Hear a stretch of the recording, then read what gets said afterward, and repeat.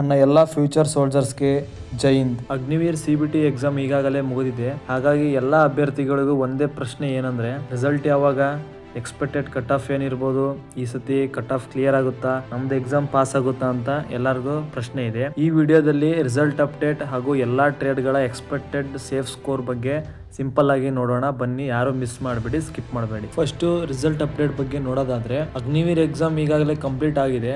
ಹಾಗಾಗಿ result July last week ಅಲ್ಲಿ ಬರುವ ಸಾಧ್ಯತೆ ಇದೆ. ಯಾಕಂದ್ರೆ ಸೆಪ್ಟೆಂಬರ್ ತಿಂಗಳಲ್ಲಿ ಮಂಗಳೂರು ARO ರ್ಯಾಲಿಯನ್ನು ಬಿಜಾಪುರ್ ಸ್ಟೇಡಿಯಂ ಅಲ್ಲಿ ನಡೆಸುವ ಸಾಧ್ಯತೆ ಇದೆ. ಇನ್ನು ಅಫಿಷಿಯಲ್ ಆಗಿ ಡೇಟ್ ರಿಲೀಸ್ ಅನೌನ್ಸ್ ಆಗಿಲ್ಲ. ಹಾಗಾಗಿ ಎಕ್ಸ್ಪೆಕ್ಟೆಡ್ ಅಂತ ಹೇಳಿದೀನಿ. ಈ ಎಕ್ಸ್ಪೆಕ್ಟೆಡ್ ಕಟ್ ಆಫ್ ಬಗ್ಗೆ ನೋಡೋಣ. ಪ್ರೀವಿಯಸ್ ಇಯರ್ ಟ್ರೇಡ್ ಹಾಗೂ ಕಾಂಪಿಟೇಷನ್ ಹಾಗೂ ಎಕ್ಸಾಮ್ ಡಿಫಿಕಲ್ಟಿ ಆಧಾರದ ಮೇಲೆ ಅನಾಲಿಸಿಸ್ ಮಾಡಿ ಕಟ್ ಆಫ್ ಹೇಳ್ತೀನಿ. ಫಸ್ಟ್ ಅಗ್ನಿವೀರ್ GD ಬಗ್ಗೆ ನೋಡೋದಾದ್ರೆ, 25ರಿಂದ 25 ಕ್ವಶನ್ ಕರೆಕ್ಟ್ ಆದ್ರೆ ಸೇಫ್ ಝೋನ್ ಅಲ್ಲಿ ಇರ್ತೀರಾ.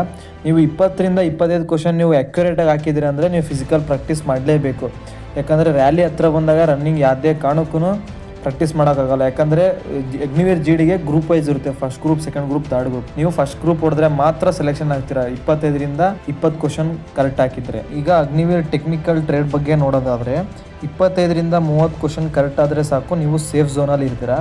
ಹಾಗಾಗಿ ಫಿಸಿಕಲ್ ಮತ್ತು ಮೆಡಿಕಲ್ ಬಗ್ಗೆ ಫೋಕಸ್ ಮಾಡಿ. ಯಾಕಂದರೆ ಎಕ್ಸಾಮ್ ಮೇಲೆ ನಿಂತ್ಕೊಂಡಿರೋದು ಇದು ಸೆಲೆಕ್ಷನ್. ಅಗ್ನಿವೀರ್ ಟ್ರೇಡ್ಮ್ಯಾನ್ ಬಗ್ಗೆ ನೋಡೋದಾದರೆ, 30ರಿಂದ 35 ಕ್ವಶನ್ ಕರೆಕ್ಟ್ ಆಗಲೇಬೇಕು. ಹಾಗಾದರೆ ಮಾತ್ರ ನೀವು ಫಿಸಿಕಲ್ಗೆ ಕ್ವಾಲಿಫೈ ಆಗ್ತೀರಾ. ಏಕೆಂದರೆ GDಗೆ ಮತ್ತು ಟ್ರೇಡ್ಮ್ಯಾನ್ಸ್ಗೆ ಹೋಲಿಸ್ಕೊಂಡ್ರೆ ಟ್ರೇಡ್ಮ್ಯಾನ್ಸ್ಗೆ ವೇಕೆನ್ಸಿ ಕಮ್ಮಿ ಇರ್ತವೆ. ಹಾಗಾಗಿ ಸ್ವಲ್ಪ ಕಾಂಪಿಟೇಷನ್ ಹೈ ಆಗುತ್ತೆ. ಈಗ ಕ್ಲರ್ಕ್ ಮತ್ತು SKT ಬಗ್ಗೆ ನೋಡೋದಾದರೆ, 25ರಿಂದ 30 ಕ್ವಶನ್ ಸರಿ ಆಗಲೇಬೇಕು. ಯಾಕಂದರೆ ಫಿಸಿಕಲ್ ಇದು ಕ್ವಾಲಿಫೈ ಇರುತ್ತೆ. ಹಾಗಾಗಿ ಮಾರ್ಕ್ಸ್ ನೀವು ಯಾವ ಥರ ತಗೋತೀರಾ ರಿಟರ್ನ್ ಎಕ್ಸಾಮಲ್ಲಿ ಅದ್ರ ಮೇಲೆ ಮೆರಿಟ್ ಲಿಸ್ಟ್ ಬಿಡಲಾಗುತ್ತದೆ. ಈಗ ನರ್ಸಿಂಗ್ ಅಸಿಸ್ಟೆಂಟ್ ಬಗ್ಗೆ ನೋಡೋದಾದ್ರೆ, 35ರಿಂದ 40 ಕ್ವಶನ್ಸ್ ಆಕ್ಯುರೇಟ್ ಆಗಿ ಹಾಕಿರ್ಲೇಬೇಕು. ಯಾಕಂದ್ರೆ ಇದು ಕೂಡ ಫಿಸಿಕಲ್ ಕ್ವಾಲಿಫೈ ಮಾತ್ರ ಇರುತ್ತೆ. ನೀವು ಎಕ್ಸಾಮ್ ಅಲ್ಲಿ ಏನು ಮಾರ್ಕ್ಸ್ ತಗೊಂಡಿರ್ತೀರಲ್ಲ ಅದ್ರ ಮೇಲೆ ಮೆರಿಟ್ ಡಿಪೆಂಡ್ ಆಗುತ್ತೆ. ಹಾಗೂ ವೇಕೆನ್ಸಿ ಕೂಡ ಬಹಳ ಕಮ್ಮಿ ಇರ್ತವೆ. ಮತ್ತೆ ಈ ಕಟ್ ಆಫ್ಗಳು ಯಾವ ರೀತಿ ಅನಾಲಿಸಿಸ್ ಮಾಡಿದೀವಿ ಅಂತಂದ್ರೆ, ವೇಕೆನ್ಸಿ, ಕ್ಯಾಟಗರಿ, ARO ಕಾಂಪಿಟೇಷನ್ ಹಾಗೂ ಎಕ್ಸಾಮ್ ಡಿಫಿಕಲ್ಟಿ ಲೆವೆಲ್ ಮೇಲೆ ಫೈನಲ್ ಕಟ್ ಆಫ್ ಡಿಪೆಂಡ್ ಆಗಿರುತ್ತೆ.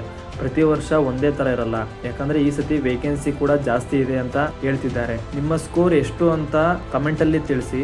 ಈ ವಿಡಿಯೋ ಯೂಸ್ಫುಲ್ ಆಗಿದ್ರೆ ನಿಮ್ಮ ಫ್ರೆಂಡ್ಸ್ ಹಾಗೂ ಅಗ್ನಿವೀರ್ ಆಸ್ಪಿರೆಂಟ್ಸ್ ಜೊತೆ ಶೇರ್ ಮಾಡಿ. ಇನ್ನೂ ಇಂತಹ ಅಪ್ಡೇಟ್ಗಳಿಗಾಗಿ ಫ್ಯೂಚರ್ 4G 0.7 ಚಾನಲ್ ಸಬ್ಸ್ಕ್ರೈಬ್ ಮಾಡ್ಕೊಳ್ಳಿ. ಹಾಗೆ ಬೆಲ್ ಐಕನ್ ಮೇಲೆ ಪ್ರೆಸ್ ಮಾಡಿ, ಲೈಕ್ ಮಾಡಿ, ಶೇರ್ ಮಾಡಿ. ವಿಡಿಯೋ ಹೇಗೆ ಅನಿಸ್ತು ಅನ್ನೋದು ಕಮೆಂಟ್ ಮಾಡಿ. ಎಲ್ಲ ಫ್ಯೂಚರ್ ಸೋಲ್ಜರ್ಸ್ಗೆ all the best. Jai Hind.